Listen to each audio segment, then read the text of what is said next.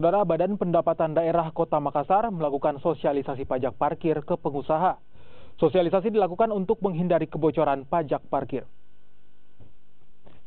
Sosialisasi kepatuhan wajib pajak daerah untuk pajak parkir dilakukan bidang pajak 1 dan retribusi daerah Badan Pendapatan Kota Makassar dengan mengundang pengusaha di Makassar.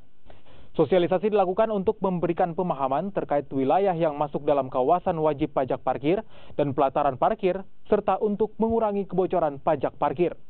Sosialisasi ini juga menghadirkan PD Parkir dan juga Kejaksaan.